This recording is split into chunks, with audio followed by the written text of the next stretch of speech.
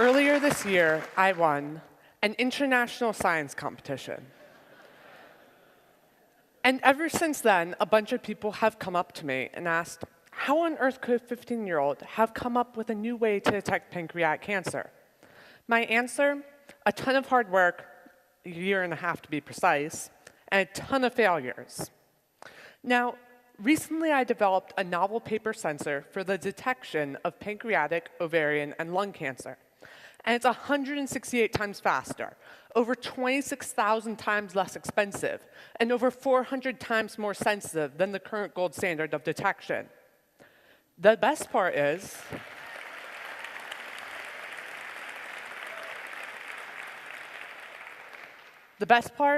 it costs 3 cents and takes 5 minutes to run.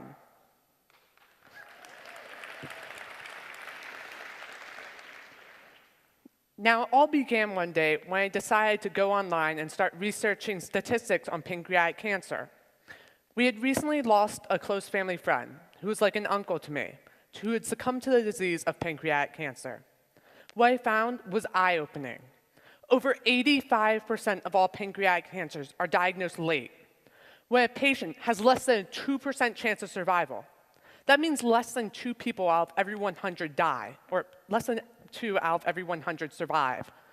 In addition, it has an abysmal 5-year survival rate.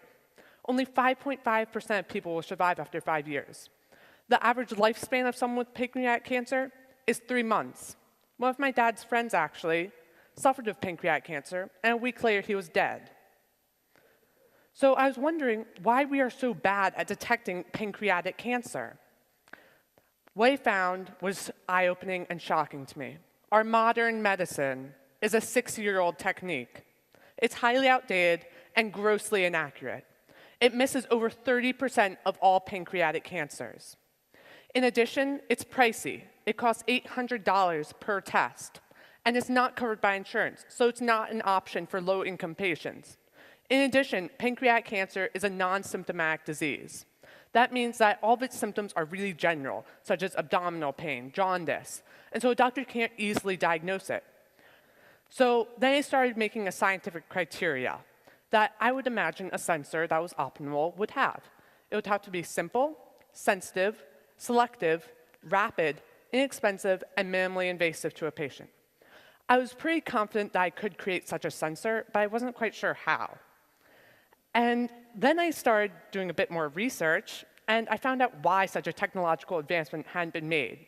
What I found is that due to the daunting nature of the discovery, no work has really been done on this.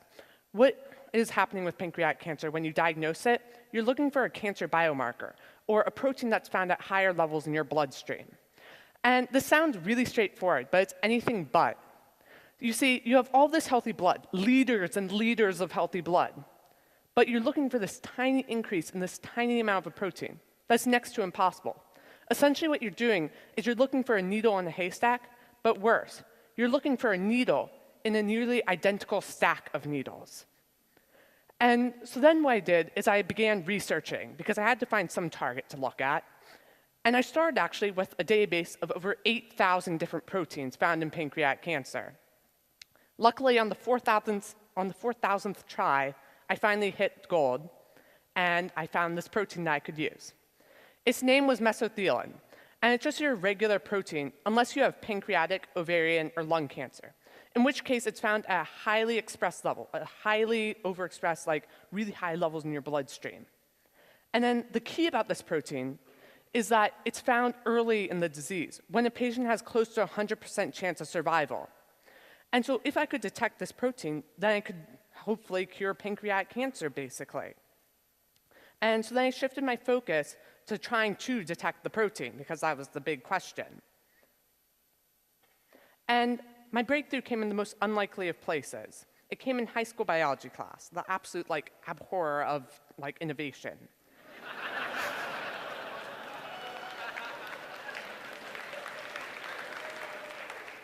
So I basically smuggled in this article on single-walled carbon nanotubes that I had been dying to read.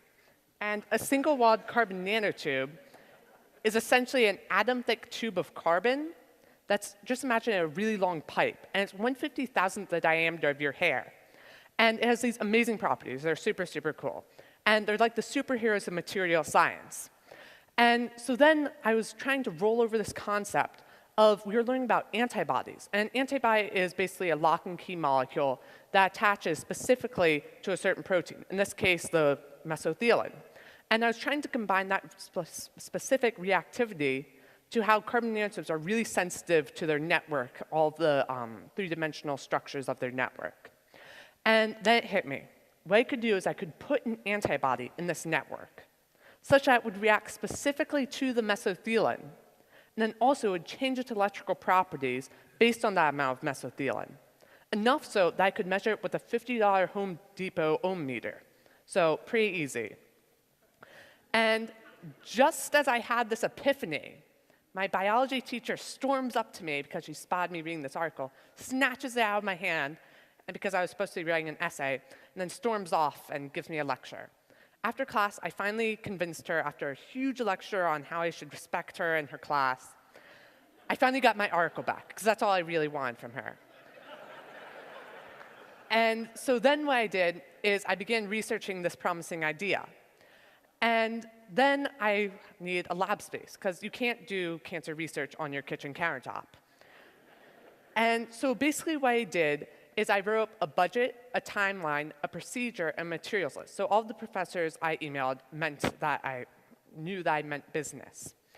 And so then what happened is I emailed 200 different professors at the National Institutes of Health and Johns Hopkins University, basically anyone who had anything to do with pancreatic cancer. Then I was kind of expecting to sit back and wait for positive emails to flow in, and I would get to pick and choose. Then reality took place, and over the course of a month, I got 199 email rejections. One of them went as far to systematically pop a hole in each part of my procedure. So it was a bit depressing. But there's one lukewarm maybe professor. I finally tracked him down after 3 months, nailed down an interview. So I go in with my knowledge of 500+ journal articles I've read, and we start the interrogation. Because what happens is over the course of this hour-long interview, he calls in more and more experts, trying to pop holes in my solution. And I sit through all of it, and I answer all of his questions. I guessed on a few, though. But the interrogation paid off. I got the lab space I needed. And then I started on a 7-month-long journey in order to finally find the solution. And it seemed at first nothing was working. Everything was really screwed up, and there were millions of holes in my procedure. And over the course of 7 months, I slowly, painstakingly filled each and every one of those. And at the end, I ended up with a paper sensor that could detect 100% of all pancreatic, ovarian, and lung cancers.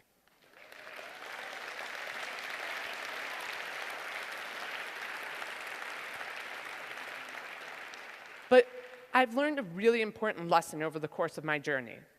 What I've learned is that through the internet, anything is possible. Theories can be shared, and you don't have to be a professor with multiple degrees to have your values, your ideas valued. And regardless of your gender, your age, your ethnicity, regardless of anything, it's just your ideas that count.